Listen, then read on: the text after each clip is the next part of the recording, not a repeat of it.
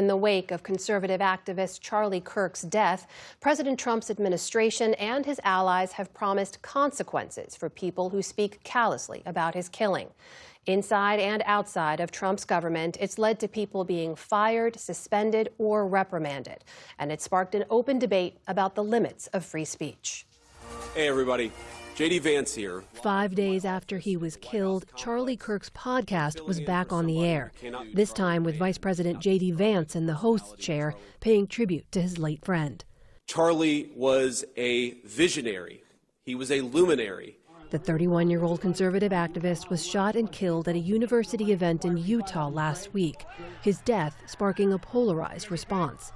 During a weekend of vigils, including last night at the Kennedy Center in the nation's capital, administration officials hailed Kirk's political prowess and his fight for free speech.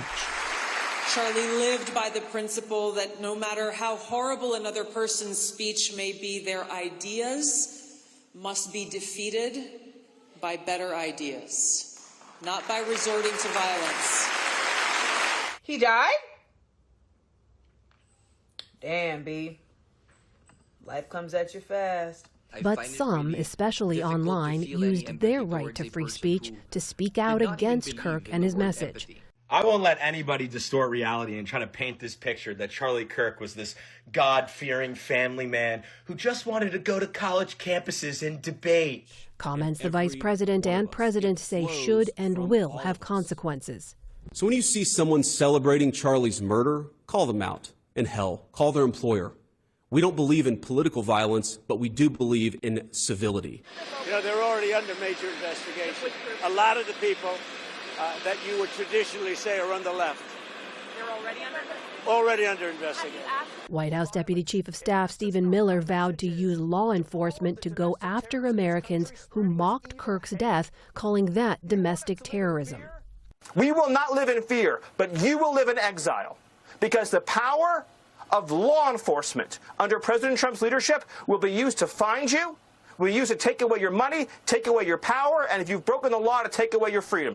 Already, there have been repercussions. Defense Secretary Pete Hegseth suspended an Army colonel for a post criticizing Kirk after his death and said the Pentagon was, quote, very closely tracking responses celebrating or mocking Kirk's death, adding they, quote, will address immediately. The number 2 official at the State Department promised to punish foreigners who mocked the killing, calling them, quote, not welcome visitors to our country.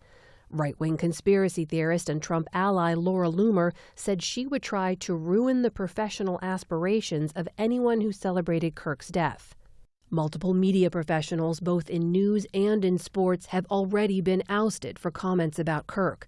Conservative pundit and former Bush staffer Matthew Dowd was fired as an MSNBC analyst after these comments. Hateful thoughts lead to hateful words, which then lead to hateful actions. Washington Post columnist Karen Attiah said she was fired for her posts about Charlie Kirk, gun violence, and race. Across the country, numerous professionals, from government employees to teachers and college professors, have reportedly lost their jobs for posting comments critical of Kirk, as a new battle over free speech unfurls in a fraught political climate. For insight into the rights and limits of Americans' free speech, we turn now to Will Creeley. He's legal director for the Foundation for Individual Rights and Expression, a free speech advocacy and legal firm, and Jamelle Bouie, an opinion columnist with the New York Times, whose latest piece looks at this very issue. Gentlemen, welcome, and thank you for joining us. I want to say off the bat here for the conversation, there's obviously no justification for violence, certainly not for the killing of another human being, but we need to look more deeply at this issue of free speech. So I just want to start to you both with a question about how you view the very polarized response to the killing of Charlie Kirk. The fact that we have 2 very different responses here. Will, to you first. Thank you so much for having me. It feels inevitable. You could have seen this one coming down the tracks about a mile away. Every time we go through some kind of cultural national tragedy where somebody is killed, whether that's George Floyd, Barbara Bush, Queen Elizabeth. Whenever we lose a public figure, there are folks who will say, good, I'm glad they're gone. And this outrage cycle begins, and folks get fired, they get suspended, they get investigated, they get terminated. Right now, my organization is fielding requests from help from across the country. We're tracking all the firings and suspensions. We're going to be busy. It's a lamentable and sad and, again, deeply depressing time. Jamel, what about you? I agree that you can see these sort of things coming from a mile away. I'll say that part of me wonders what people expect in a free society, right? There's nothing, it's not polite to speak ill of the dead, of course, but we live in a country where people are used to speaking their minds on all sorts of questions and issues and people. And it should only be natural that when a public figure, a controversial public figure at that, loses their life, that people are going to have different responses to that. And some of them are going to be very, very negative about the figure themselves. It seems to me just be part of what living in a free society means. So, Jamel, let me pick up where you left off there. What about the response to some of the responses, as we reported from the president, from administration officials saying they're going to go after people who mock or who celebrate even Kirk's death? How do you look at that tension between those who hold up Kirk as a free speech defender and at the same time say, you can't say this about him?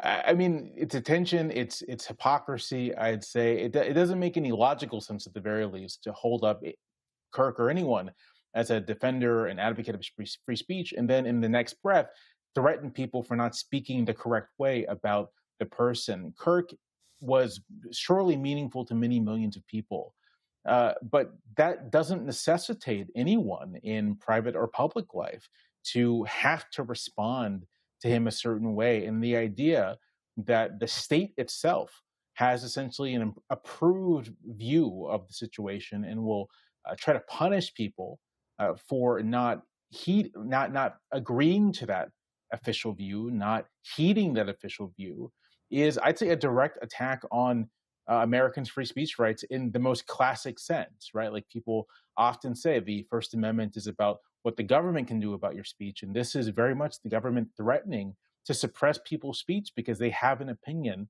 that the people in power don't like. Will, what do you make of that response? I'm in strong agreement. The whole purpose of the First Amendment is to allow us to disagree on basic conceptions of what is good and what is true. We don't need it for photos of kittens on Facebook. We need it for moments like this where we have deep divisions and we want to talk about them. I mean, it's not lost on me that Kirk spent his last day talking to folks who disagree with him. You know, per the reporting from the New York Times, the last questioner was challenging his views on immigration and trans rights. Those kinds of questions continue. And I think, I don't know the man, but I imagine that Kirk would be horrified by a state-approved ideological viewpoint that mandated disagreement with his views. I remember all of this happening after the tragic murder of George Floyd. There was a lot of nervousness about quote-unquote cancel culture, or making sure that if you didn't have the right view about Floyd's death, you couldn't hold a position at a public university or a private employer. Now we're seeing calls from the vice president for folks to call their employers if one of their colleagues has the wrong view.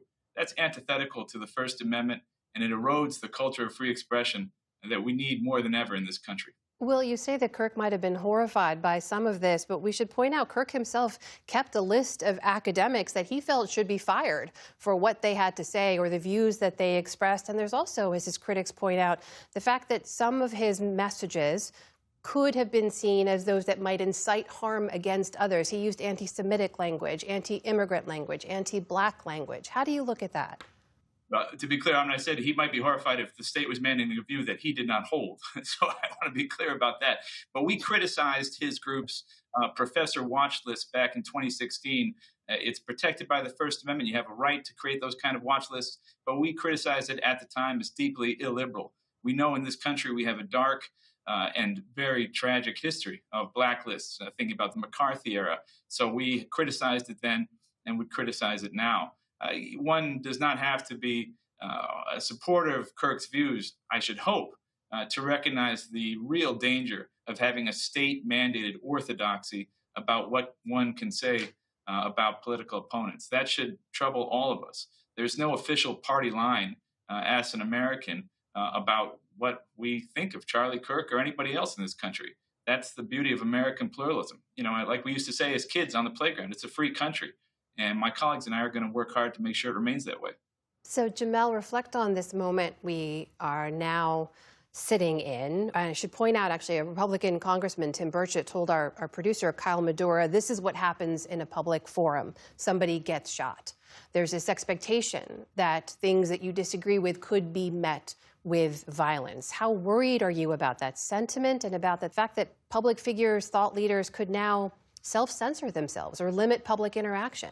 When you look throughout American history, what you see are rates of violence against people speaking much higher than they are today, whether that is mobs destroying abolitionist presses in the 1830s, Southern states forbidding the publication and dissemination of anti-slavery materials in the 1840s and 1850s, whether that is, as was mentioned before, Joseph McCarthy in the Blacklist, whether that was the suppression of speech in the Jim Crow South, and you can speak to any number of private individuals who have been harmed and killed in the course of speaking their minds in American history. So my conclusion here is that for me, I come at this with a sense of American history is often quite violent, that the people who engage in public life have always taken on that kind of risk, and that risk is actually lower than it's ever been. That is Jamel Bouie and Will Creeley joining us tonight. Gentlemen, thank you so much for your time. Thank you. Thank you.